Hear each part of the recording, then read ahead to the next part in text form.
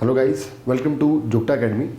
In continuation with your economic survey series, आज मैं देशदीपक Thakur again आपके साथ सेकंड पार्ट जो है लेबर एंड एम्प्लॉयमेंट का डिस्कस करूंगा. ठीक है, उसी के साथ हम एक नेक्स्ट चैप्टर जो है टूरिज्म वाला भी देखेंगे. क्या क्या इंपॉर्टेंट फैक्ट्स आपको याद रखने हैं इस पर्टिकुलर चैप्टर से. ठीक है, सो मूविंग ऑन, हमने ख़त्म किया था लास्ट में पीरियोडिक लेबर फोर्स सर्वे जो है उसमें लेबर फोर्स पार्टिसिपेशन रेट कैसे निकालते हैं वो देखा था हमने.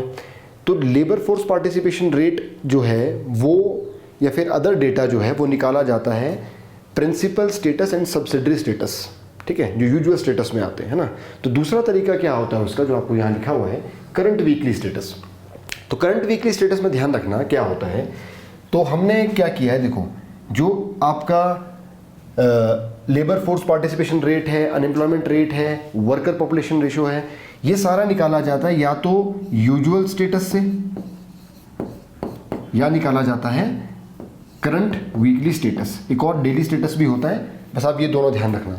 करंट वीकली स्टेटस में क्या होता है, करंट वीकली स्टेटस में देखो 7 डेज का मतलब पूछा जाएगा कि भाई साहब आप एक हफ्ते में कितने दिन काम करते हो या कितने घंटे काम करते हो. ठीक है, कैसे देखो क्या पूछा जाता है कि लास्ट जो 7 डेज हैं उन 7 डेज में से आपने कितने घंटे काम किया हुआ है. ठीक है, तो अगर कोई बोलेगा कि मैंने 1 घंटे काम किया ट्यूसडे को तो ही इज कंसिडर्ड एम्प्लॉयड. तो कंडीशन क्या है, अगर 7 दिन में उस बंदे ने एक वीक में अगर उस बंदे ने क्या किया 1 घंटे काम किया हुआ है, ठीक है, तो उसको एम्प्लॉयड घोषित कर दिया जाता है ना. किसी भी एक दिन, चाहे मंडे को किया हो, चाहे ट्यूसडे को किया हो, चाहे वेडनेसडे को किया हो, डजंट मैटर. ठीक है, और ये मत सोचना कि भाई मंडे को आधे घंटे काम किया, ट्यूसडे को आधे घंटे काम किया तो 1 घंटा हो गया. नहीं, किसी एक दिन 1 घंटे या उससे ज़्यादा काम किया हो तो वो एम्प्लॉयड कंसिडर किया जाता है, नहीं तो वो अनएम्प्लॉयड होता है. ठीक है, तो ये ध्यान रखना यहाँ पर पर्टिकुलरली. ये है करंट वीकली आपका स्टेटस. अब इसमें देखते हैं इसमें क्या ट्रेंड है. वही सेम ट्रेंड जो हमने देखे ना, लेबर फोर्स पार्टिसिपेशन के लिए इंक्रीज हो रहा है और वर्कर पॉपुलेशन के लिए इंक्रीज हो रहा है, अनएम्प्लॉयमेंट के लिए मिक्स्ड कहीं ना कहीं रिस्पॉन्स है. तो इसमें देखो क्या लिखा हुआ है कि 15 साल या उससे ऊपर के लिए लेबर फोर्स पार्टिसिपेशन रेट गांव में क्या है इंक्रीज हुआ है और काफ़ी ज़्यादा इंक्रीज हुआ, 58 से 72% गया हुआ है. सेम आपका देखेंगे आप मेल्स के लिए जो है इंक्रीज, सॉरी फीमेल के लिए इंक्रीज जो है वो कितना हुआ है 42 से 62%. मैंने आपको पहले भी बताया था फीमेल और रूरल का इंपॉर्टेंट क्यों है, क्योंकि काफ़ी ज़्यादा राइज हुआ है. ये दोनों आप लोगों ने याद रखने हैं. अर्बन एरियाज में 2-3% का राइज है और मेल्स में भी आपका क्या है 3-4% का राइज है, लेकिन फीमेल और रूरल का आप लोगों ने नोट कर देना है. वैसे ही यहाँ पर जो लिखा हुआ है वो क्या लिखा हुआ है कि वर्कर पॉपुलेशन रेशियो जो है करंट वीकली स्टेटस में 15 या उससे ऊपर के कितना है वो है, देखो अगेन रूरल एरियाज में 53% से देखो 68% जा रहा है. ईयर याद रखना, ये 17 से 23 तक है. 17 में स्टार्ट हुआ था ना PLFS. और वैसे ही फीमेल्स में देखो 39% से 58%. तो ये प्रोबेबल क्वेश्चन बनते पेपर के. ये दोनों बीच में मैं स्किप क्यों कर रहा हूँ, क्योंकि अर्बन एरियाज में देखो आपका 2% का राइज है और मेल्स में देखो कितना का राइज है आपका 3-4% का राइज यहाँ पर है. नोट करना हो तो आप नोट कर सकते हैं, पर आपका रूरल और फीमेल जो है ये आपका ज़्यादा इंपॉर्टेंट है. अब देखो moving on to your next कि अनएम्प्लॉयमेंट रेट जो है उसमें क्या स्टेटस है. मैंने बोला था मिक्स स्टेटस है, कहीं पर ज़्यादा अनएम्प्लॉयमेंट रेट है, कहीं पर कम है. और इसमें देखो आपका क्या है, जहाँ जहाँ डिक्रीज हो रहा है ना वो इंपॉर्टेंट हो जाता है. रूरल एरियाज में अगेन डिक्रीज हुआ, देखो 8.2 था अब 6 हो गया है. वैसे ही फीमेल का जो है आपका देखो मेल का वो है आपका क्या डिक्रीज हुआ है ना. अर्बन एरिया और फीमेल का क्या हुआ है राइज हुआ है. तो ये चिंताजनक बात है. मैंने बताया था फीमेल का जो अनएम्प्लॉयमेंट रेट है वो आपका क्या है राइज हो रहा है 6 से 6.6%. ठीक है, तो आप लोगों ने यहाँ ध्यान रखना है कि रूरल एरियाज एंड फीमेल का आपका क्या हुआ राइज हुआ है और रूरल एरियाज में क्या है वो आपका डिक्रीज हुआ है. तो ये काफ़ी इंपॉर्टेंट हो जाते हैं. ठीक है, अब ये तो हो गए यहाँ पर डेटा की बात. नेक्स्ट जो है वो यहाँ पर दिया हुआ, ये मेंस का क्वेश्चन भी आपका बन जाता है कि क्या क्या सरकार इनिशिएट कर रही है उस पर्टिकुलर एम्प्लॉयमेंट जनरेशन के लिए क्या स्टेप्स है सरकार के. तो देखो यहाँ पर लिखा हुआ पहले कि एम्प्लॉयमेंट असिस्टेंस जो है and information services to job seekers. तो आपने सुना होगा एम्प्लॉयमेंट एक्सचेंज होती हैं. तो एम्प्लॉयमेंट एक्सचेंज आपके कितनी है, टोटल 77 एम्प्लॉयमेंट एक्सचेंज है. उसमें 3 क्षेत्रीय हैं और आपकी जो 9 है वो डिस्ट्रिक्ट लेवल पर है और 65 जो है वो सब है सब ऑफिस एम्प्लॉयमेंट एक्सचेंज है। तो टोटल अब देखोगे 77 आ जाती हैं, ठीक है। तो इन तीनों को मिला के 77 है। इसके अलावा एक फिजिकली हैंडीकैप्ड के लिए एक स्पेशल एम्प्लॉयमेंट एक्सचेंज भी बनाई गई है, तो ये ध्यान रखना, एम्प्लॉयमेंट एक्सचेंज बनाएगी, पहला ये हो गया हमारा, ठीक है। दूसरा मिनिमम वेजेस। मिनिमम वेजेस जो है वो मिनिमम वेजेस एक्ट है एक, तो वो एक्ट है 1968 का, सॉरी 48 का। 1948 का एक एक्ट है, उस एक्ट के तहत मिनिमम वेजेस तय की जाती है और हमने उसके तहत एक एडवाइजरी बोर्ड बनाया हुआ है। और इंपॉर्टेंट क्या है कि 375 रुपए जो है पर डे वो दिया जा रहा है। तो आपने याद रखना है कितना है, इकोनॉमिक सर्वे के माध्यम से 375 पर डे, जो दिहाड़ी है वो 375 कर दिए, किसकी, अनस्किल्ड लेबर की। अनस्किल्ड में कौन आते हैं बेटा, देखो पियोन है, चौकीदार है, ठीक है, ये ऐसे ऐसे जो आपके वर्कर्स हैं अंडर योर 1948 के एक्ट के तहत ये अनस्किल्ड में आते हैं। टोटल 19 कैटेगरीज यहाँ पर दी हुई हैं, वो हमें याद नहीं रखना, 375 रुपये याद रखना है, और अनस्किल्ड कौन होते हैं ये आपको याद रखना है, ठीक है। नेक्स्ट, तो ये भी एक इनिशिएट हो गया कि हमने बढ़ाई है ना। और फिर सेंट्रल एम्प्लॉयमेंट सेल, जो कि डायरेक्टरेट ऑफ का, जो लेबर का डायरेक्टरेट है ना शिमला में, directorate of labour and employment, उसके डायरेक्टरेट में क्या हुआ है, सेंट्रल एम्प्लॉयमेंट सेल जो है वो क्रिएट किया गया है। और ये करता क्या है, देखो ये जॉब फेयर्स और कैंपस इंटरव्यूज कराता है। आपने सुना भी होगा कि रोजगार मेला लगता है, तो रोजगार मेला कौन लगाता है, सेंट्रल एम्प्लॉयमेंट सेल, ठीक है। नेक्स्ट, ये मैंने बताया आपको भी, special employment exchange for specially abled, वो आपका बनाया गया है। और स्पेशली जो एबल्ड है, दिव्यांग है, उनको क्या है, उनको यहाँ पर कुछ पर्टिकुलर आपके जो स्पेशली एबल्ड हैं उन लोगों के लिए कुछ अदर फैसिलिटीज भी हैं। क्या फैसिलिटीज है, देखो उनको एज रिलैक्सेशन दिया गया है 5 साल का एग्जाम में, ठीक है। यहाँ पर देखो लिखा हुआ है मेडिकल बोर्ड जो है वहां पर फ्री मेडिकल एग्जाम होते हैं, एग्जामिनेशन होता है उनका। और क्लास 3 और क्लास 4 के लिए कितनी % रिजर्वेशन है, 5%। तो इसको याद रखना, स्पेशली एबल्ड के लिए अलग से क्वेश्चन पूछते हैं कि भाई क्या फैसिलिटीज उनको दे रही है सरकार, उनके लिए क्या कर रही है। उनके लिए एक अलग से एम्प्लॉयमेंट एक्सचेंज ऑफिस बना के रखा है, उन्हीं के लिए आपका फ्री मेडिकल एग्जामिनेशन होती है, 5% रिजर्वेशन है 3 और 4 क्लास में, और 5 साल का एज रिलैक्सेशन जो है वो उनको दिया गया है, ठीक है। अब अदर इनिशिएटिव्स में अगर हम बात करें, उसमें क्या है कि स्किल डेवलपमेंट अलाउंस, आपने सुना होगा कि आपका क्या होता है, बेरोजगार भत्ता दिया जाता है, बेरोजगारी भत्ता। तो वैसा ही एक आपका क्या है, स्किल डेवलपमेंट के लिए अलाउंस है, भत्ता है, वो दिया जाता है। ये फाइनेंशियल असिस्टेंस है जो दिया जाता है 1000 रुपये अनएम्प्लॉयड को, अनएम्प्लॉयड यूथ को, जो क्वालिफाइड याद रखना, क्वालिफाइड अनएम्प्लॉयड यूथ को दिया जाता है 1000 रुपये महीना, और 1500 जो है आपका महीना दिया जाता है अब, ठीक है। एंड ऑफर जितने दोज हु आर, तो 1000 रुपये किसको दे रहे हैं, नॉर्मल जो आपका 100,000 आपका दिया जा रहा है, लेकिन 1500 जो है वो किसको दिया जा रहा है, 1500 दिया जा रहा है बेटा जो आपका क्या है, फिजिकली हैंडीकैप्ड है या चैलेंज्ड है। ये देखो जिसकी 50% से ज़्यादा क्या है, हैंडीकैप है वो 50% से ज़्यादा, तो उसको आपका क्या दिया जाता है, 1500। तो ध्यान रखना कितना दिया जाता है, 1000 या फिर 1500, अगर आप हैंडीकैप के केस में 1500 दिया जाता है, स्किल डेवलपमेंट अलाउंस, ठीक है।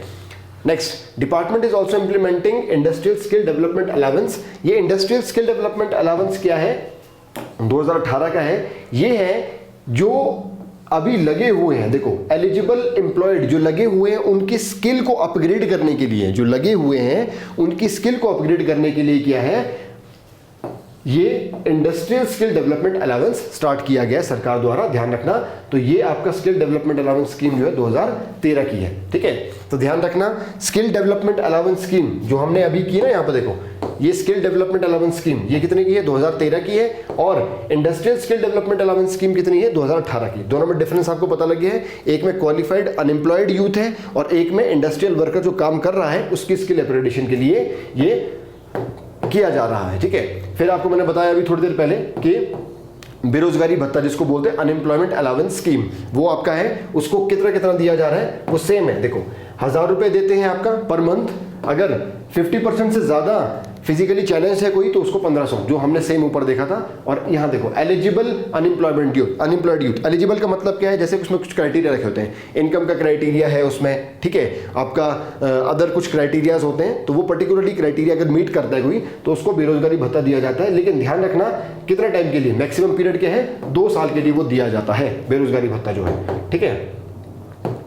उसके बाद ये क्वेश्चन बन जाता है पेपर में कि हिमाचल प्रदेश कौशल विकास निगम ये क्या कर रहा है। देखो बेटा, ये कौशल विकास निगम जो है, ये हिमाचल प्रदेश कौशल विकास निगम जो है, ये कॉरपोरेशन है, गवर्नमेंट की कॉरपोरेशन है, जो कि 2015 में एग्जिस्टेंस में आई थी कंपनीज एक्ट के तहत। ठीक है, अब ये कर क्या रहा है, ये दो मेजर प्रोजेक्ट को चला रहा है। ये क्या चला रहा है, एक चला रहा है स्किल डेवलपमेंट प्रोजेक्ट को, और दूसरा आपने सुना होगा प्रधानमंत्री कौशल विकास योजना जो आपकी चली थी। ठीक है, कौशल विकास योजना, और ये कौशल विकास योजना अब 2, 3, अब 4.0 भी आ रही है। ठीक है, तो आपने ध्यान रखना है कि ये कौशल विकास योजना जो है ये आपकी पर्टिकुलरली और एडीबी द्वारा जो एचपी स्किल डेवलपमेंट प्रोजेक्ट है वो चला रहा है। यहां आप देख सकते हैं कि Asian development bank assisted skill development project, तो एशियन डेवलपमेंट बैंक, ये ध्यान रखना है आप लोगों ने कि कौन चला रहा है इसको। ये क्वेश्चन पूछते हैं प्रीलिम्स में कि भाई एशियन डेवलपमेंट बैंक या कौन सा बैंक है आपका, वर्ल्ड बैंक है, आईएमएफ है, कौन फंड कर रहा है इस स्किल डेवलपमेंट प्रोजेक्ट को, ये आपका कर रहा है एशियन डेवलपमेंट बैंक। और कैसे रेशियो प्रपोर्शन होता है ना, ऑब्वियसली बात है। एशियन डेवलपमेंट बैंक का शेयर कितना है, 661 करोड़, और हमारा कितना है, 166 करोड़। ठीक है, और कब का है ये, 2018 से ऑपरेशनल है, ये ध्यान रखें, 2018 की ये स्कीम है। अब अगर हम बात करें setting of centre of excellence, आपने सुना होगा शायद कि सेंटर ऑफ एक्सीलेंस जो है वो आपका वाकना घाट में बन रहा है। इसमें होगा क्या, सेंटर ऑफ एक्सीलेंस में आपको कुछ पर्टिकुलर कोर्सेज होंगे, उसमें आपको ट्रेन किया जाएगा। जैसे यहां पर आपका लिखा हुआ है, देखो, food production F&B operation, F&B का मतलब है food and beverages, hotel operation management and fitness and wellness. Mainly ये होटल मैनेजमेंट या होटल एंड हॉस्पिटैलिटी के लिए आपका वहां पर ट्रेनिंग अभी आपकी दी जाएगी। अभी तो ये चल बन रहा है, तो आपका खुलेगा कुछ टाइम में ये, तो ये ध्यान रखना है। यहाँ पर वाकना घाट में है ये सेंटर ऑफ एक्सीलेंस। ठीक है, और 5 साल के लिए ट्रेन किया जाएगा, और किसमें, food production, F&B, food and beverages, hotel operation वगैरह वगैरह। ठीक है, नेक्स्ट जो यहां पर है short term programs through government industrial training institutions of Himachal Pradesh. तो इसी कौशल विकास निगम के तहत क्या है, शॉर्ट टर्म जो कोर्सेज हैं, अपस्किलिंग, मल्टी स्किलिंग, 70 आईआईटीज में। शॉर्ट टर्म का मतलब क्या होता है बेटा, कुछ महीनों के लिए, कुछ दिनों के लिए कुछ कोर्सेज चलाए जाएंगे जो आपके स्किल को क्या करेंगे, आप अपग्रेड कर सकते हो उसमें अपनी स्किल को, आपकी स्किल कुछ नई सीख सकते हो, सॉरी स्किल आप अपनी नई सीख सकते हो। वो यहाँ पर आपका short term upskilling and multi skilling जो आपकी ट्रेनिंग है वो 70 ITI में चलाई जाएगी। आगे लिखा है graduate add on training program. तो graduate add on training program का मतलब क्या है, ग्रेजुएशन के जैसे आप फाइनल ईयर में हैं तो उसमें आपको कुछ एड ऑन किया जाएगा, कुछ कोर्सेज आपको और दिए जाएंगे। ठीक है, उन कोर्सेज को आप कर सकते हैं। जैसे यहां पर लिखा हुआ है कि एड ऑन ट्रेनिंग प्रोग्राम्स क्या है, बैंकिंग फाइनेंस, सिक्योरिटी इंश्योरेंस है, फिर अपैरल मेडअप है, हॉस्पिटैलिटी टूरिज्म है, मीडिया एंटरटेनमेंट है। तो इनमें आपको कुछ कोर्सेज करवाए जाएंगे। ठीक है, और ये कितने गवर्नमेंट कॉलेजेस में स्टार्ट हुआ है, 28 गवर्नमेंट कॉलेजेस में स्टार्ट हुआ है। और किसने इंट्रोड्यूस किया, एचपी कौशल विकास निगम ने। ठीक है, नेक्स्ट जो यहां पर है वो है national skill qualification framework. National skill qualification framework जो है उसमें ये देखो क्या लिखा हुआ है यहां पर, aligned recognition of prior learning. देखो, पहले से अगर कोई एक्सपीरियंस बंदा है, वो काम कर रहा है लेकिन वो सर्टिफाइड नहीं है, उसको उस काम का प्रमाण नहीं मिला हुआ है, तो उसके उस काम को प्रमाण देने के लिए यहां पर 6 दिन से लेकर, ऐसा रखो कुछ घंटों से लेकर 10-12 दिन की आपकी ट्रेनिंग होगी, 6 दिन की ट्रेनिंग होगी। मतलब इतना समझ लो कि कुछ दिनों की ट्रेनिंग करके वहां पर उसने जो काम पहले किया हुआ है ना, जिसके लिए उसको सर्टिफिकेट नहीं मिला हुआ है, वो सर्टिफिकेट इसको यहां पर दिया जाएगा। यहां पे देखो लिखा हुआ है आपका पर्टिकुलरली कि recognition of prior learning. Prior learning मतलब पहले कहीं होटल में काम कर रहा होगा लेकिन वो सर्टिफिकेशन नहीं मिली होगी उसको, अपने एक्सपीरियंस के लिए उसको सर्टिफिकेशन नहीं मिला हुआ है, तो वो सर्टिफिकेशन कौन प्रोवाइड कर रहा है आपका, इस फ्रेमवर्क के तहत आपका एचपी स्किल डेवलपमेंट प्रोजेक्ट। ठीक है, नेक्स्ट लिखा हुआ है यहां पर short term training program through training service provider. कुछ ट्रेनिंग सर्विस प्रोवाइडर होंगे, उसके तहत आपका शॉर्ट टर्म ट्रेनिंग प्रोग्राम किया जाएगा। शॉर्ट टर्म वही कुछ दिनों या कुछ महीनों के लिए। नेक्स्ट इंपॉर्टेंट यहां पर क्या है, बी वोकेशन या मतलब बैचलर ऑफ वोकेशन जो है वो 3 ईयर का फुल डिग्री प्रोग्राम, जैसे हमारी डिग्री होती है ना बीए, वैसे करके बी वोकेशनल। अभी हालांकि कुछ ही कोर्सेज यहां पर दिए जा रहे हैं, कुछ ही टॉपिक्स, कुछ ही आपके पर्टिकुलरली चीजों में, जैसे आपका क्या है, टूरिज्म है ना, और हॉस्पिटैलिटी है, और दूसरा आपका रिटेल मैनेजमेंट है। इन दोनों में ही आपको क्या है, अभी कुछ चुनिंदा गवर्नमेंट कॉलेजेस में बी वॉक के प्रोग्राम करवाए जा रहे हैं, ध्यान रखना।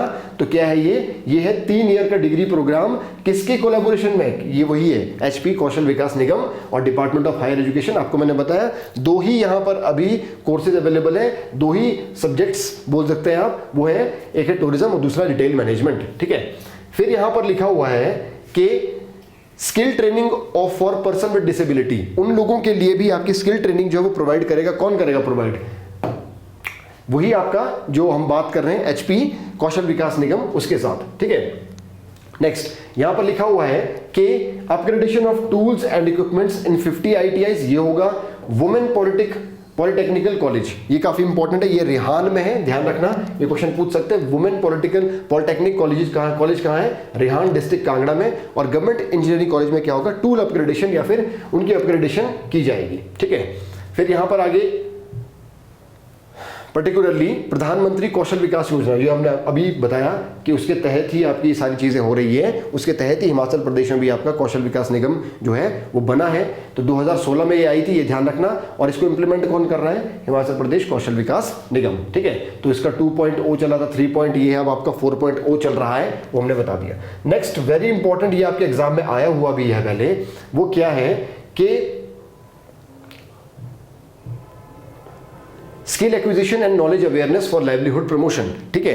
तो ये संकल्प आपने सुना होगा ना, एक संकल्प है, एक स्ट्राइव है, एक संकल्प है, एक स्ट्राइव है, ये दोनों ही वर्ल्ड बैंक द्वारा क्या है चलाए जा रहे हैं। तो ध्यान रखना, स्ट्राइव एंड संकल्प किससे जुड़े हुए हैं? ये जुड़े हुए हैं स्किल से, ठीक है, स्किल अपग्रेडेशन से या स्किल सेक्टर से जुड़े हुए हैं कहीं ना कहीं। तो इसमें होगा कि आपका वर्ल्ड बैंक द्वारा असिस्टेड है, यहां पर लिखा हुआ है। इसमें क्या होगा? आपका institutional mechanisms and skilling ecosystem जो है उनको आपका बेहतर किया जाएगा, ठीक है। तो ध्यान रखना है यहाँ पे स्ट्राइव का मतलब क्या? स्ट्राइव में जो ITIs है ना हमारे, उन ITIs को फोकस करके उनको अपग्रेड किया जाएगा, ठीक है। और यहाँ पर क्या है? लोगों की स्किल पर ध्यान दिया जा रहा है, किसमें? पर्टिकुलरली संकल्प में। देखा ना, स्किल को एक्वायर करना है और नॉलेज जो है स्किल में वो बढ़ानी है फॉर लाइवलीहुड प्रमोशन, जीवन निर्वाह के लिए, ठीक है। तो ये चीज ध्यान में रखना आपने। स्किल और संकल्प, स्ट्राइव और संकल्प किसके हैं? स्किल अपग्रेडेशन के लिए कहीं ना कहीं है, स्किल सेक्टर से जुड़े वर्ल्ड बैंक द्वारा।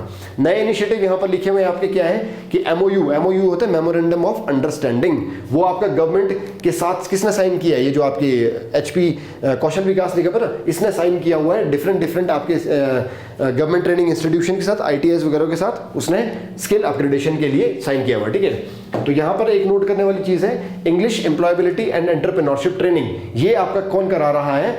HP Kaushal Vikas Nigam in association with your Department of Higher Education, ठीक है। तो इसमें क्या है? देखो, ये ध्यान रखना, ये वाली जो चीज है ये 56 डिग्री कॉलेज में आपका चल रहा है हिमाचल प्रदेश में। और होगा क्या? इससे आपका इंग्लिश स्पीकिंग वगैरह उनकी ठीक होगी, ताकि उनको आगे जाके वो पर्टिकुलरली हेल्प की जा सके, ठीक है। तो यहाँ पर फोकस किस पे? इंग्लिश स्पीकिंग पर और एंटरप्रेन्योरशिप की जो स्किल्स होती है उस पर फोकस किया गया है। 56 गवर्नमेंट स्कूल्स में, गवर्नमेंट कॉलेजेस में ये आपका चलाया गया है, ठीक है।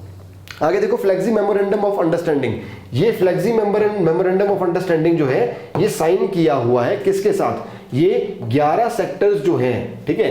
हमने टारगेट क्या है पायलट फेज में, क्या है कि भाई target of 1000 number of candidates in 11 sectors, ये इंट्रोड्यूस किया गया है with 70% placement and 70% payment milestone. इतना ध्यान रखना बस कि फ्लेक्सी जो मेमोरेंडम ऑफ अंडरस्टैंडिंग होता है वो क्या होता है कि पर्टिकुलर कोई इंडस्ट्री अपने हिसाब से बंदों को ट्रेन करेगी, अप्रेंटिसशिप के प्रोग्राम चलाएगी उनके नीड के हिसाब से। तो फ्लेक्सी MOU का मतलब क्या है? फ्लेक्सिबल MOU का मतलब क्या होता है? कोई भी कंपनी उसको ट्रेन करेगी उसी बंदे को खुद से अपनी नीड के हिसाब से उसको ढालेगी, ठीक है। वो चीजें यहां पर है फ्लेक्सी मेमोरेंडम में, ठीक है।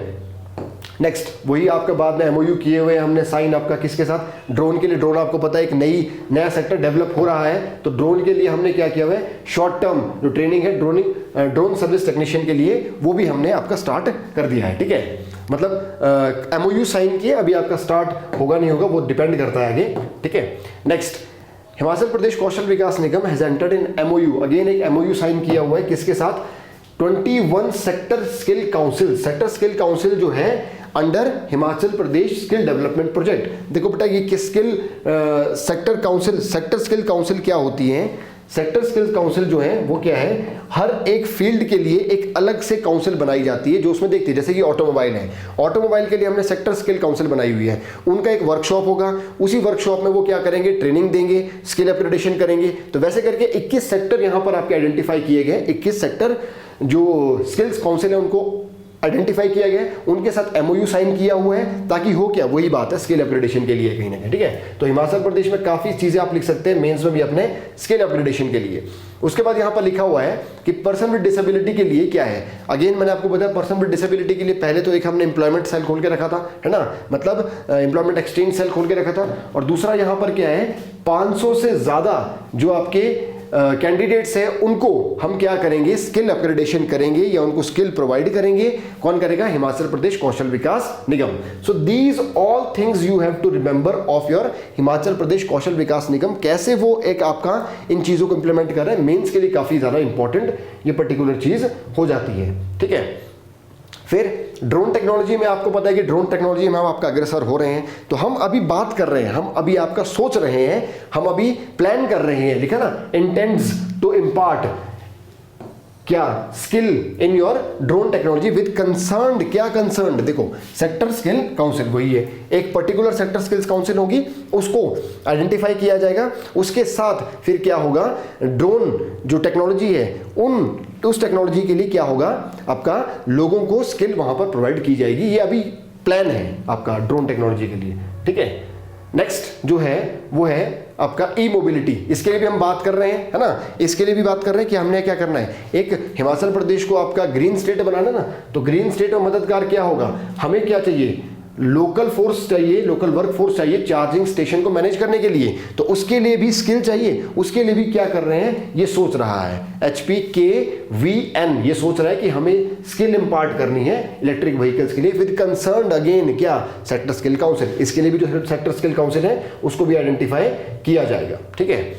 नेक्स्ट, ये जो आपका बोर्ड है, ये जो आपके कर्मचारी होते हैं ना, आप कंस्ट्रक्शन वर्कर्स होते हैं, उन कंस्ट्रक्शन वर्कर्स के लिए एक एक्ट आया हुआ है, ठीक है, वेलफेयर बोर्ड बनाया गया है 2009 में, ये ध्यान रखना है आपने, 2009 में वेलफेयर बोर्ड बनाया गया है। और building and other construction workers के लिए एक एक्ट आया था 1996 में, ठीक है, पार्लियामेंट का एक्ट है बिल्डिंग एंड कंस्ट्रक्शन वर्कर का 1996, हमने बोर्ड बनाया 2009 में। और उसमें होगा क्या, उस बोर्ड में जो भी कंस्ट्रक्शन वर्कर है वो उस बोर्ड को अप्रोच करके अपनी कुछ जरूरतें पूरी कर सकते हैं। देखा, जैसे आपका यहां पर लिखा हुआ, देखो क्या है, प्राइम मोटिव क्या है, उनको बेनिफिट प्रोवाइड करना, अनऑर्गेनाइज सेक्टर वर्कर को, अनऑर्गेनाइज्ड है ना ये सारे के सारे, तो उनको फाइनेंशियल असिस्टेंस देना, जैसे मान लो उनकी किसी की शादी है उसमें उनको देना, कुछ और लोन उनको प्रोवाइड करना, ये सारे। पर एलिजिबिलिटी क्राइटेरिया जो है वो यहाँ पर लिखा हुआ है, यहाँ पर, ठीक है, इसको आप पढ़ सकते हैं कि 18 साल से ऊपर होना चाहिए और 60 साल से नीचे होना चाहिए, ठीक है। मेंबर होना चाहिए, he should not be member of any welfare fund, किसी भी वेलफेयर फंड से उसको पैसा नहीं मिलना चाहिए, क्योंकि वहां से मिल रहा है तो यहाँ से भी देना पड़ेगा, डबल डबल हो जाएगा, ठीक है,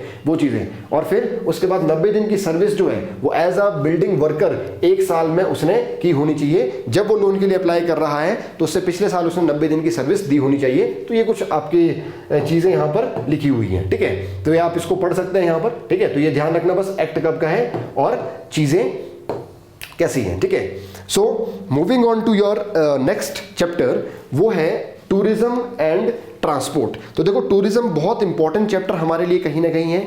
और टूरिज्म में आपको पता है कि जैसे हमारी जीडीपी जो है, सॉरी जीएसडीपी जो है, ग्रॉस स्टेट डोमेस्टिक प्रोडक्ट, वो उसका 7% कहीं ना कहीं कंट्रीब्यूट करता है हमारा टूरिज्म सेक्टर, और हमारे लिए बहुत इंपॉर्टेंट है, सबको पता है क्यों इंपॉर्टेंट है ना। तो उस टूरिज्म सेक्टर में हमने क्या इनिशिएटिव नया लिया हुआ है, या फिर क्या डेटा जो है इस इकोनॉमिक सर्वे में इंपॉर्टेंट है वो देखेंगे। प्लस ट्रांसपोर्ट में रोड कितने बने हुए हैं, एनएच कितने हैं हमारे, तो कुछ इंपॉर्टेंट डेटा मैं आपको आइडेंटिफाई कराऊंगा जो आपके एग्जाम पॉइंट ऑफ व्यू से पूछे जा सकते हैं पर्टिकुलरली, ठीक है। तो देखो पहले इंट्रोडक्शन में यहां पे क्या लिखा हुआ है, इंट्रोडक्शन में लिखा है कि भाई हिमाचल प्रदेश गवर्नमेंट जो है वो अग्रसर है, वो चाहती है कि हिमाचल प्रदेश को ट्रांसफॉर्म करना किसमें, एक डेस्टिनेशन जो है for all season and all reason, मतलब हर एक रीजन के लिए तुम हिमाचल प्रदेश आओ घूमने और हर एक सीजन में तुम हिमाचल प्रदेश आओ। तो अग्रसर हो रही है या कर रही है सरकार, अपने स्टेप्स ले रही है इस एम को फुलफिल करने के लिए, ठीक है, all season for all reasons या ऑल रीजंस। अभी कितने होटल्स हैं ये कुछ डेटा यहाँ पर दिया हुआ है, ठीक है, ज़्यादा इंपॉर्टेंट है नहीं है, पर फिर भी लगभग याद रख लेना कि हमारे रजिस्टर्ड होटल जो हैं वो लगभग 3870 जो है वो आपके होम स्टेज हैं, लगभग 4600, ठीक है, तो राउंड फिगर में याद रखना 4600 एक होटल है और 3870 लगभग 3900 के आसपास होम स्टेज हैं, ठीक है। अब यहां पर एक चीज है जो आपको याद रखनी है, स्टेटमेंट कैसे देते हैं कि भाई हमारी स्टेट जो है वो टॉप 10 में आ रही है टूरिस्ट डेस्टिनेशन में इन इंडिया, लेकिन ऐसा नहीं है। इस इकोनॉमिक सर्वे के अनुसार state does not figure in, तो ध्यान रखना यहां पर क्या बोल रहा है, state does not figure in top 10 tourist destination in your domestic tourism की जो बात हो रही है यहां पर, as well as forest tourist arrival के, ठीक है। तो जो भी डोमेस्टिक टूरिस्ट आते हैं हिमाचल प्रदेश में और पूरे भारत में जो टूरिज्म है, ठीक है, और जो आपका इंटरनेशनल टूरिस्ट आता है, उन दोनों टूरिस्ट के लिस्ट अगर हम निकाले, जैसे तमिलनाडु में आ रहे हैं, कर्नाटका में आ रहे हैं, महाराष्ट्र में आ रहे हैं, हिमाचल में आ रहे हैं, तो हिमाचल में जो आपकी बात हो रही है वो टॉप 10 में भी हम नहीं आ रहे हैं। तो ये इंपॉर्टेंट डेटा हो गया 2022 के हिसाब से, ठीक है। अब ग्लोबली यहां बात कर रहा है, ये ग्लोबली क्या बात कर रहा है कि ग्लोबल जीडीपी का 10% जो है कंट्रीब्यूट कौन करता है, टूरिज्म सेक्टर, और एम्प्लॉयमेंट कितने को देता है, 9.4 को, ध्यान रखना 9.4 को एम्प्लॉयमेंट दे रहे हैं, और 10 को जो कि क्या दे रहा है, वो 10% जो है वो आपका जीडीपी में कंट्रीब्यूट कर रहा है ग्लोबली, और 9.4% एम्प्लॉयमेंट में कंट्रीब्यूट कर रहा है, ठीक है। ये चीजें आपने ध्यान रखनी है। नेक्स्ट, अब यहां देखो लिखा हुआ है कि ये इंटरनेशनल की बात हो रही है, इंटरनेशनल टूरिज्म जो है वो कितना ज्यादा उसने कमाया है, इंटरनेशनल टूरिज्म रिसिप्ट कितना ज्यादा आपका टूरिज्म से कमाया है ग्लोबली, तो वो 2 बिलियन था, ठीक है, 1950 में, और आज कितना है, 667 बिलियन हो गया है 2021 में, ठीक है। तो huge jump you can see in tourism sector. अगला डेटा अगेन एग्जाम के लिए इंपॉर्टेंट है, वो क्या है कि वर्ल्ड इकोनॉमिक फोरम जो है उसने अभी रिसेंटली एक इंडेक्स रिपोर्ट रिलीज किया है 2021 में, उसका नाम है travel and tourism development index. तो उसके हिसाब से भारत का रैंक है 54 है, और पिछली बार हमारा कितना था 2019 में 46। तो ये आपके एग्जाम में पूछा जा सकता है कि भारत का रैंक कितना है, और गिरा है कि बढ़ा है, गिरा है 56 पर, हम 54 पर पहुंचे 46 से, ठीक है। नेक्स्ट जो है, जापान ने इसको लिस्ट को टॉप किया हुआ, ये ध्यान रखना। अब यहां पर बात करते हैं कि हमारे भारत में कितनी जीडीपी कंट्रीब्यूशन है टूरिज्म का, 7%, हिमाचल में कितना है, 7%, ठीक है। जो एम्प्लॉयमेंट है वो इंडिया में कितनी जनरेट करता है टूरिज्म, 5%, और हिमाचल में कितनी है, डायरेक्ट इनडायरेक्ट दोनों को मिला के लगभग 14%। तो ये डेटा आप लोगों ने नोट करना है। ये देखो डायरेक्ट इनडायरेक्ट एम्प्लॉयमेंट जो टूरिज्म सेक्टर है स्टेट को कितना दे रहा है, 14.42, और भारत में 5%। जीडीपी दोनों जगह सेम है, 7%, ठीक है। नेक्स्ट जो आपका है वो यहां पर लिखी हुई है स्वदेश दर्शन स्कीम। आपने सुना होगा स्वदेश दर्शन स्कीम के बारे में। स्वदेश दर्शन स्कीम जो है वो आपकी चलाई हुई है सेंट्रल गवर्नमेंट ने, ठीक है, फॉर योर टूरिज्म अपलिफ्टमेंट, ठीक है।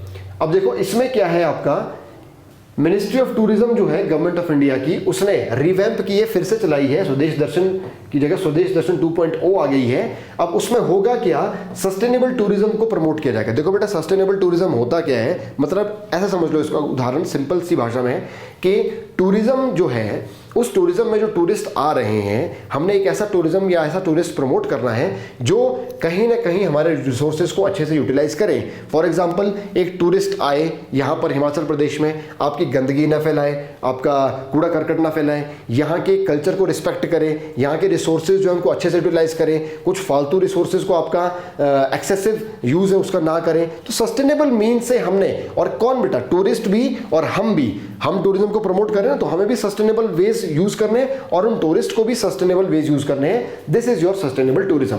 और पोंग डैम को जो है वो आपका सिलेक्ट किया गया है। पोंग डैम जो आपका कहाँ है, कांगड़ा में है पोंग डैम। ये एक वाइल्ड लाइफ सेंचुरी भी है, ठीक है, माइग्रेटरी बर्ड्स के लिए फेमस है पोंग डैम, और रामसर साइट भी है ये, हिमाचल प्रदेश में 3 रामासर साइट है, उसमें से एक पौंग डैम है। टूरिस्ट डेस्टिनेशन एज स्वदेश दर्शन 2.0, जो 2.0 चलाई है स्वदेश दर्शन, उसके तहत आपका पौंग डैम को क्या किया है, सिलेक्ट किया गया है टूरिज्म डेस्टिनेशन, ठीक है। उसके बाद गवर्नमेंट ने एक इस पर्टिकुलर स्कीम को इंप्लीमेंट करने के लिए इंप्लीमेंटिंग एजेंसी कौन है, डिपार्टमेंट ऑफ टूरिज्म, और डिपार्टमेंट ऑफ टूरिज्म ने एग्रीमेंट किया है, ये प्राइवेट एक कंपनी है वॉइंट सॉल्यूशन, उसके साथ, ठीक है। तो ये आप लोगों ने कुछ पॉइंट्स जो है ध्यान रखने हैं। तो यहां से इंपॉर्टेंट क्या है, पौंग डैम, पौंग डैम को स्वदेश दर्शन 2 के तहत क्या किया गया है, सिलेक्ट किया गया है। सिविल एविएशन में अगर आप देखेंगे, सबको पता है कि 3 एयरपोर्ट्स हमारे पास है, एक गग्गल में है, ठीक है, एक कुल्लू में है आपका, और तीसरा आपका कहाँ है, जुब्बलहट्टी में, शिमला में, ठीक है। तो ये तीनों एयरपोर्ट उड़ान स्कीम के तहत आ गए हैं। उड़ान आपको पता है, उड़े देश का आम नागरिक, जिसमें क्या है 50% ऑफ द सीट्स जो है वो आपकी क्या है 50% फेयर पर मिलेगी कहीं ना कहीं, ठीक है। तो हमारे जो जितना भी किराया यहाँ से होगा चंडीगढ़ का, उसके आधे दाम पर कुछ सीट्स के लिए, सब सीट्स के लिए नहीं बेटा, ये कुछ सीट्स के लिए कहीं ना कहीं है, उस पर दाम जो है वो कम कर दिए जाएंगे ताकि एक आम नागरिक भी आपका उस उड़ान को भर सके, ठीक है। तो यहां पर हम देखेंगे कि हिमाचल प्रदेश में ग्रीन फील्ड जो प्रोजेक्ट है, ग्रीन फील्ड का मतलब होता है बेटा शुरू से बन रहा है, ब्राउन फील्ड मतलब जो बना हुआ है उसी को रेनोवेट तुम कर रहे हो, ग्रीन फील्ड मतलब निचले स्तर से शुरू से बन रहा है वो, ठीक है। तो ग्रीन फील्ड प्रोजेक्ट जो है वो आपका कहाँ चल रहा है, नागचला में, हमारा एयरपोर्ट बन रहा है नागचला में। हालांकि कुछ टाइम पहले न्यूज़ भी आ रही थी कि उसको हमीरपुर शिफ्ट कर देंगे, लेकिन अभी प्रोसेस में है, अभी पता नहीं क्या होगा। पर इस इकोनॉमिक सर्वे के अनुसार आपने ध्यान रखना है ग्रीन फील्ड एयरपोर्ट कहाँ बन रहा है, नागचला, जो कि मंडी में है, ठीक है। नेक्स्ट जो यहां पर है वो दिया हुआ है हेलीपोर्ट्स या हेलीपैड्स। आपने सुना होगा कि हेलीपोर्ट्स या हेलीपैड्स जो हैं वो आपके हिमाचल प्रदेश में कंस्ट्रक्ट हो रहे हैं। तो उड़ान स्कीम के तहत, उड़ान 2 स्कीम के तहत गवर्नमेंट ने क्या किया है, 5 नए हेलीपोर्ट या हेलीपैड जो वो डेवलप कर रहे हैं, वो डेवलप हो रहे हैं। कहां कहां पर, टूरिज्म इंडस्ट्री को बूस्ट करने के लिए, ये आपने ध्यान रखने हैं। ये आपका कांगनीधार मंडी में, फिर मनाली में, फिर बद्दी में, संजौली में और रामपुर में, ठीक है। ये जो लिखा है ना आपका स्नो एवलांच सेंटर है, ये SASE स्नो एवलांच सेंटर है, ये आपका DRDO के तहत आता है, ठीक है, DRDO के तहत आता है, ध्यान रखना। तो इसको यहां पर लिखा हुआ defence geo informatics research establishment SASE snow avalanche centre है, ये DRDO के तहत आता है। ये कहां है, कुल्लू में है। तो ध्यान रखना यहाँ 5 पर हमारा क्या हो रहा है, डेवलपमेंट हो रही है। नेक्स्ट 16 नए जो आप क्या है हेलीपैड्स हैं या हेलीपोर्ट्स हैं वो आपके डेवलप किए जा रहे हैं। हर एक डिस्ट्रिक्ट हेडक्वार्टर में कोशिश है कि वहां पर बनाया जाएगा। इसके अलावा 9 अदर ट्राइबल एरियाज में भी बनाया जा रहा है। और ध्यान रखना कि इनमें से 9 जो है पहले फेज में है और बाकी जो है वो दूसरे फेज में है। तो ये लिस्ट जो है आप ध्यान रख सकते हैं कि पहले फेज में 9 है और आपका अगले सेकंड फेज में आपके इसके अलावा जो बचे हुए हैं आपके 7 वो बनाए जाएंगे। तो 16 are being developed in various locations, you can note down these locations. ध्यान रखना कहां कहां पर बन रहे हैं, ठीक है। नेक्स्ट जो है वो है पर्यटन विकास। ये ध्यान रखना, ये नया इनिशिएटिव है इस सरकार का, तो ये इंपॉर्टेंट हो जाता है। Government has introduce new fund, नया फंड किया है किसके तहत, for new fund for development of tourism.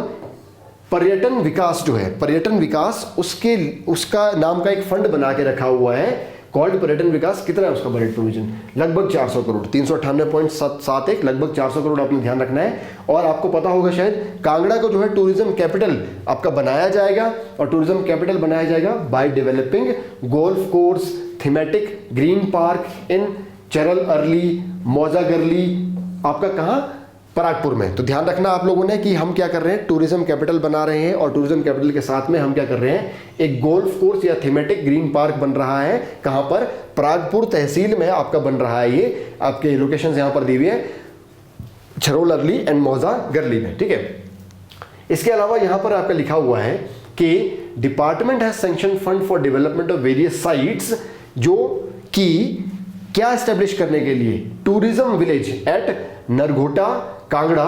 और तो ये ध्यान रखना आप लोगों ने कि क्या है, टूरिस्ट विलेज जो है वो कहां बन रहा है, कांगड़ा में बन रहा है, ठीक है। और कहां बन रहा है, ये देखो ये लिखा हुआ है यहां पर, शिमला डिस्ट्रिक्ट के आपके कौन से सर्कल में, बनोटी पटवार सर्कल जो है आपका बनोटी में, तो बनोटी में, और कहां पर, और आपका कांगड़ा में, कहां, नरघोटा में, ठीक है। तो टूरिस्ट विलेज के लिए हमने साइट सिलेक्ट की हुई है, ये चीज ध्यान रखना आप लोगों ने।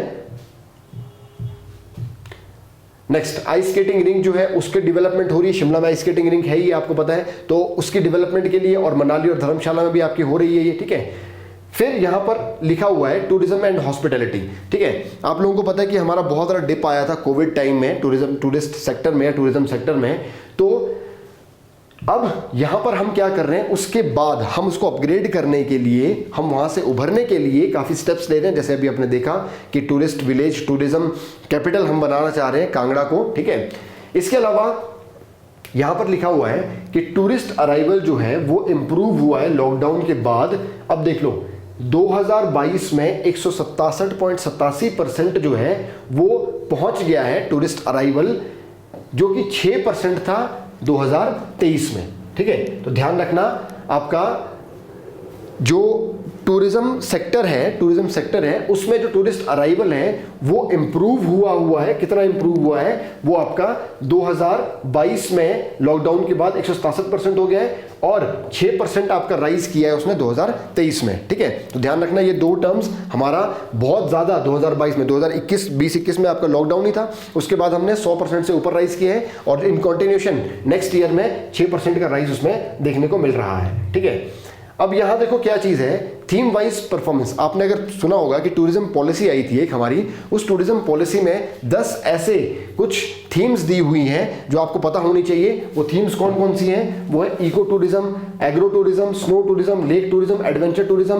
Pilgrimage, culture heritage, health and wellness, film tourism और एक है लास्ट में MICE, MICE, meeting, incentive, conference and exhibition. ठीक है, तो इनके लिए हमने एग्जिस्टिंग कौन कौन सी डिस्ट्रिक्ट्स हैं जो हमने आइडेंटिफाई की हुई है कि वो अच्छा काम कर रही है, और पोटेंशियल कौन सी है वो यहां पर आपकी पर्टिकुलरली लिस्ट दी हुई है। ठीक है, तो यहां पर ध्यान रखना है आपने, eco tourism, agro tourism, snow tourism वगैरह वगैरह, ये आपके 10 पर्टिकुलर हैं। तो इसके ऐसे बहुत मुश्किल है कि आपको ये पूछेंगे कि पोटेंशियल डिस्ट्रिक्ट वे रखे हैं, फिर भी अगर आप लोग याद कर सकते हैं तो आप याद कर सकते हैं उसको। ठीक है, अब इंपॉर्टेंट क्या है, HPTDC ये बना है 1972 में, और HPTDC जो है it has largest chain of finest hotels and restaurant, सबसे ज्यादा बड़ी इसकी चेन है, 56 होटल्स इसके पास है या इसके अंडर है। और ये HPTDC जो है क्या कर रहा है, HPTDC नया एक कैफे खोल रहा है। ये आप लोगों ने थोड़ा ध्यान में रखना है कि नया कैफे आपका ओहार, ये बिलासपुर में है। ठीक है, 14 कमर्शियल रूम्स आपका ये यहाँ पर है। Upgradation and renovation of hotel Peter of, ये इंपॉर्टेंट होटल है हमारा, वैसे भी पीटर ऑफ हिस्टोरिकल इंपॉर्टेंस है इसकी। हॉलिडे होम जो है उसकी अपग्रेडेशन और रेनोवेशन हो रही है, तो आपने ध्यान रखना है बस यहाँ पर। HPTDC 1972 में बना है और कुछ प्रोडक्ट्स हैं जो आजकल आपके वो पर्टिकुलरली जिसमें वो एंगेज्ड है। अब यहां पर बात करते हैं रोड्स एंड ब्रिजेस की। ये ट्रांसपोर्ट सेक्टर है, टूरिज्म में कुछ ज्यादा इन्होंने दिया हुआ नहीं है। रोड्स एंड ब्रिजेस में देखो आप लोगों ने क्या यहां पर ध्यान रखना है कि 19 नेशनल हाईवे हैं with total length of 2576 kilometre की लेंथ के 19 नेशनल हाईवेज हिमाचल प्रदेश में है। और हिमाचल प्रदेश के कितने गांव जो हैं, ये दोनों फैक्ट्स बड़े इंपॉर्टेंट है, नोट कर लेना। 15,561 गांव जो हैं वो कनेक्टेड हैं किससे, रोड के माध्यम से। ठीक है, और फिर हमने क्या किया हुआ है, टारगेट फिक्स किया हुआ है और अचीवमेंट जो हमारी है 2023 की। ठीक है, तो जितना टारगेट हमने 2023-24 के लिए रखा था उसमें से यहां पर कुछ लिखा हुआ है जो 2023 दिसंबर तक हम अचीव कर चुके हैं। तो उसमें देख सकते हैं आपकी टारगेट था हमारा 1060 किलोमीटर मोटरेबल रोड का, उसमें से 400 किलोमीटर जो है वो आपका अचीव हो चुका है, कुछ और बचा है वो आपको अगली बार पता लग जाएगा। विलेज कनेक्टिविटी टारगेट जो 70 विलेज की थी, 23 विलेज हम कनेक्ट कर चुके हैं। और ये अगेन यहां पर आगे देख लो कि हमारा दिसंबर 2023 तक कितने हैं, अगेन इंपॉर्टेंट, 15,561 गांव जो है कनेक्ट हो चुके हैं रोड के माध्यम से। ठीक है, ये चीज ध्यान रखना। नेक्स्ट नेशनल हाईवे, जैसे मैंने आपको बताया 19 नेशनल हाईवे हैं और 2576 किलोमीटर जो है उनकी टोटल लेंथ है। ठीक है, और Himachal Pradesh public works department जो है उसको रिस्पॉन्सिबिलिटी दी गई है कुछ किलोमीटर रोड की, आपके अंडर मिनिस्ट्री ऑफ रोडवेज जो है वो आपका काम कर रहा है। ठीक है, और जो मिनिस्ट्री ऑफ रोडवेज नॉर्थ है वो अपग्रेड कर रहा है 240 को। और आप लोगों ने ध्यान रखना कि हमारे यहाँ पर ना आपके कुछ प्रोजेक्ट्स चल रहे हैं, जैसे कि ग्रीन नेशनल हाईवे कॉरिडोर जो है वो वर्ल्ड बैंक असिस्टेंस जो है उसमें दी जा रही है, वर्ल्ड बैंक द्वारा जो है असिस्टेंट उसमें दी जा रही है, ये आप लोगों ने ध्यान रखना है। ठीक है, नेशनल हाईवे जो है आपका 4 लेन का काम कर रहा है, आप लोगों ने देखा होगा अलग अलग जगह 4 लेन का काम हो रहा है। बीआरओ जो है उसको भी आपका कुछ काम दिया है, तो काम आवंटन जो है ना वो यहाँ पर दिखाया हुआ है कि एनएचएआई के अंदर इतना काम है, हमारे पीडब्ल्यूडी के अंदर इतना काम है, इतना इतना रोड का आवंटन यहाँ पर हुआ है। और ग्रीन हाईवे का ध्यान रखना है आपने, ये ग्रीन हाईवे जो है ये वर्ल्ड बैंक द्वारा असिस्ट है प्रोजेक्ट, ठीक है। नेक्स्ट यहाँ पर ट्रांसपोर्ट डेवलपमेंट के लिए क्या लिखा हुआ है, यहाँ पर देखो ये ट्रांसपोर्ट डेवलपमेंट के लिए आपका इतना ज्यादा इंपॉर्टेंट है नहीं है, बट चलो ये हुआ क्या है, यहाँ पर लिखा हुआ है कि रेवेन्यू जनरेशन जो है वो आपका कितना किया हुआ है 581 करोड़ का, और प्रोजेक्टेड कलेक्शन जो हमारी 775 है, मतलब इंक्रीज होगा हमारी रेवेन्यू कलेक्शन में, किसमें, ट्रांसपोर्ट में कहीं ना कहीं, ये यहाँ पर ध्यान रखना, ठीक है। अब पॉलिसीज जो है वो आप यहां देख सकते हैं कि इंस्पेक्शन एंड सर्टिफिकेशन, ये इंपॉर्टेंट है, इसको नोट कर देना। इंस्पेक्शन एंड सर्टिफिकेशन सेंटर जो है मॉर्थ ने सैंक्शन किया हुआ है, मिनिस्ट्री ऑफ रोडवेज ट्रांसपोर्ट और हाईवेज जो है उसने क्या किया हुआ है, एक सैंक्शन किया हुआ है प्रोजेक्ट, और कहां लगेगा, ये बद्दी में लगेगा, डिस्ट्रिक्ट सोलन में। किसके लिए, ये देखो लिखा हुआ है inspection and certification centre for vehicle fitness, कि उस पर्टिकुलर का जो व्हीकल है उसकी इंस्पेक्शन करनी और उसको फिर सर्टिफाई करना, ये सारा काम कहाँ होगा, बद्दी में होगा, ये ध्यान रखना। ट्रांसपोर्ट नगर जो है वो आपके बनेंगे 6 डिस्ट्रिक्ट में, ये ध्यान रखना, डिस्ट्रिक्ट नोट कर देना, कांगड़ा, हमीरपुर, सिरमौर, सोलन, ऊना और शिमला, ठीक है। शिमला, कांगड़ा, हमीरपुर, सिरमौर, सोलन, ऊना, यहां पर आपके ट्रांसपोर्ट नगर जो है वो आपके बनाए जाएंगे, 6 ट्रांसपोर्ट नगर, ठीक है। नेक्स्ट इलेक्ट्रिक व्हीकल पॉलिसी, सबको पता है कि हमने इलेक्ट्रिक व्हीकल पॉलिसी क्यों लाई हुई है, क्योंकि ग्रीन स्टेट हमने बनना है, ठीक है। तो ग्रीन स्टेट बनने के लिए हमें क्या करना पड़ेगा, इलेक्ट्रिक व्हीकल पॉलिसी लानी पड़ेगी, और उस इलेक्ट्रिक व्हीकल पॉलिसी के लिए आप लोगों ने नोट करना है यहाँ पर कि 2022 में आई थी ये पॉलिसी, भारत पेट्रोलियम और इंडियन ऑयल कॉर्पोरेशन के साथ हमने क्या किया हुआ है, कोलैबोरेट किया हुआ है, किसके लिए, इलेक्ट्रिक व्हीकल चार्जिंग स्टेशन के लिए। तो इलेक्ट्रिक व्हीकल चार्जिंग स्टेशन का जो प्रोजेक्ट है उसके लिए हमने भारत पेट्रोलियम और इंडियन ऑयल के साथ कोलैबोरेट किया है, ये इंपॉर्टेंट पॉइंट है नोट करने के लिए, ठीक है। नेक्स्ट जो है, तो पहले फेज में हमारे क्या होंगे, 107 लोकेशन आइडेंटिफाई कर लिए हमने, वहां पर क्या है, जो भी आपके पेट्रोल पंप वगैरह ना, उन पेट्रोल पंप के साथ में ही हमारा क्या होगा, कुछ ऐसी लोकेशन आइडेंटिफाई की है, पेट्रोल पंप के साथ में चार्जिंग स्टेशन वहां पर लगाए जाएंगे।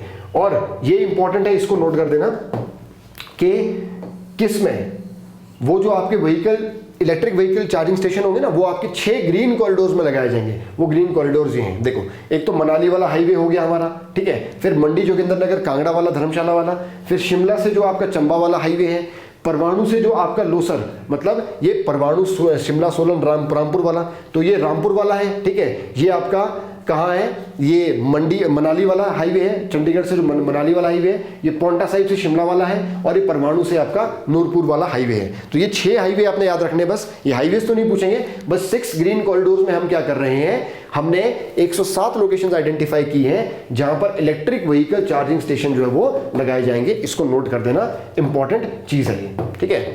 नेक्स्ट आगे यहां पर ये उतना ज्यादा इंपॉर्टेंट है नहीं आपका, ठीक है। अब स्कीम्स यहां पर देख लेते हैं हम, एचआरटीसी की जो स्कीम्स हैं ये आप लोगों ने वैसे भी पढ़ी होंगी, green card scheme, smart card scheme, सम्मान कार्ड स्कीम। देखो ग्रीन कार्ड में ध्यान रखना कि 25% जो है वो डिस्काउंट दिया जाता है आपके किराए पर, और कितने किलोमीटर तक, 50 किलोमीटर तक। आपने देखा होगा ना कि ग्रीन कार्ड, कई बार कंडक्टर बोलते हैं कि ग्रीन कार्ड जो है यहां पर नहीं चलता है ना, वो दायरा होता है बेटा। शिमला में अगर आपने ग्रीन कार्ड बनाया है तो शिमला के इर्द गिर्द दायरे में 50 किलोमीटर में वो चलेगा, उसके बाहर वो नहीं चलेगा, ठीक है। तो यहां पर लिखना है journey undertaken by passenger is your 50 kilometre तक कहीं ना कहीं वो आपका वैलिड होगा, उसके बाहर वैलिड नहीं होगा। 25% डिस्काउंट है और 2 साल के लिए वैलिड है, 50 रुपए कीमत है। सेम कीमत जो है वो किसकी है, स्मार्ट कार्ड की भी है 50, और वैलिडिटी कितनी है 2। तो कीमत और जो आपका वैलिडिटी है वो सेम है स्मार्ट कार्ड में, पर स्मार्ट कार्ड जो है उसमें क्या है, उसमें 10% डिस्काउंट दिया जाता है आपको। किसमें, किराए में 10% दिया जा रहा है। ये एचआरटीसी की ऑर्डिनरी, सेमी डिलक्स, डिलक्स और सुपरफास्ट बसेस में भी है, वॉल्वो बसेस में नहीं है ये, ठीक है। पर वॉल्वो और एसी बसेस में इस पर्टिकुलर टाइम पीरियड में 1 अक्टूबर से 31 मार्च के लिए ये अलाउ किया गया है, ठीक है।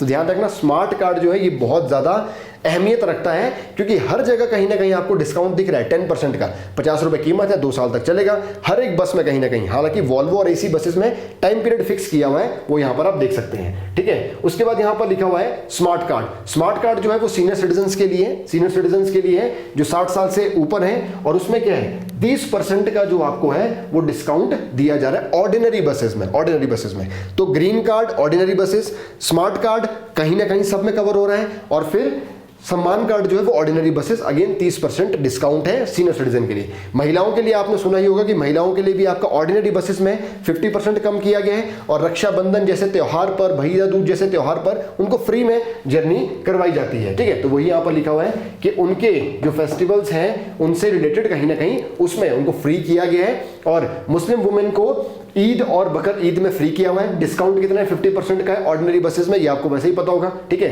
गवर्नमेंट स्कूल के बच्चों को फ्री किया हुआ है ना, वो आपको पता ही है। पर्सन सफरिंग फ्रॉम, जो आपके पर्टिकुलर डिजीजेस से हैं, पर उनके पास क्या होना चाहिए बेटा?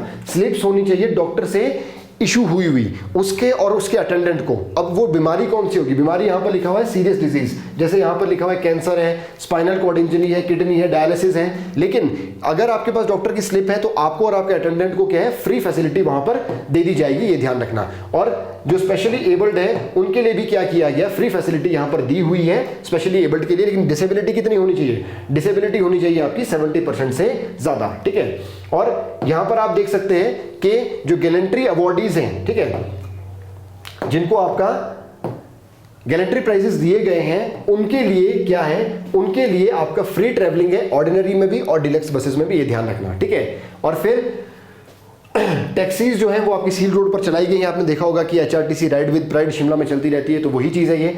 Free travelling for your family of martyrs, जो शहीद हुए हैं उनकी फैमिली को फ्री ट्रैवलिंग फैसिलिटी यहाँ पर दी हुई है। जैसे यहाँ लिखा है वॉर विडोज है, आपका जो भी आपका वॉर विडोज है, parents and children up to the age of 18, बच्चों को 18 साल की आयु तक, तो जो भी शहीद है उनकी फैमिली को आपके सर्टन बेनिफिट्स यहाँ पर दिए गए हैं, वो आप यहाँ से पढ़ सकते हैं। Facility of electric buses to tourist places, ये आपको पता ही है। मनाली में आफ्टर द योर इनिशियल जो आपका मनाली है, मनाली में आपका बहुत ज़्यादा चीज़ें खराब हो रही थी, तो हुआ क्या आपका पर्टिकुलरली हमारी एक जो संस्थान है, जो नेशनल ग्रीन ट्रिब्यूनल है NGT, उसके ऑर्डर के बाद आपका वहाँ पर ग्रीन बसेस जो है, सॉरी इलेक्ट्रिक बसेस जो है वो चलाई गई थी। शिमला भी आप देख रहे होंगे कई जगह, काफ़ी जगह इलेक्ट्रिक बसेस चलाई गई हैं, तो टूरिस्ट प्लेसेस के लिए ही है। उसके बाद यहाँ पर महिलाओं की सुरक्षा के लिए कहीं ना कहीं सैनिटरी पैड्स जो हैं, ठीक है, क्योंकि प्रॉब्लम काफ़ी आती है महिलाओं को, तो सैनिटरी पैड्स जो है वो आपके बस स्टैंड पर अवेलेबल होंगे।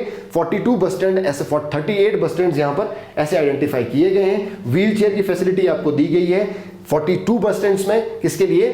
स्पेशली एबल्ड के लिए। ठीक है, उसके बाद हिमाचल प्रदेश जो bus stand management and development authority है, उसने आपका एक नया बस स्टैंड बनाया है। कहां पर? हमीरपुर देहरा, आपका हरिपुर, सॉरी देहरा में, आपका शाहपुर देहरा वगैरह जो है ना आपके, तो हरिपुर में बनाया हुआ, देहरा में, कांगड़ा में, ये ध्यान रखना आपने। ठीक है, तो यही चीजें यहां पर है, कुछ ज्यादा इंपॉर्टेंट आपकी फिगर्स यहां पर है नहीं है। ठीक है, और यहां आप देख सकते हैं, this is very important, you can note it down, कि भाई ग्रॉस स्टेट वैल्यू एडेड जो है उसमें कंट्रीब्यूशन करंट प्राइसेस पे ट्रांसपोर्ट सेक्टर का कितना है। तो अभी 23-24 जो आपका एडवांस एस्टीमेट है उसमें 2.86 है, और 22-23 के जो हमारा एस्टीमेट है वो है 2.86। इसका मतलब क्या है कि हमारा जो ट्रांसपोर्ट सेक्टर है, उस ट्रांसपोर्ट सेक्टर में जो कंट्रीब्यूशन है वो हल्का सा बढ़ेगा, अभी प्रेडिक्शन है हमारी बढ़ेगा।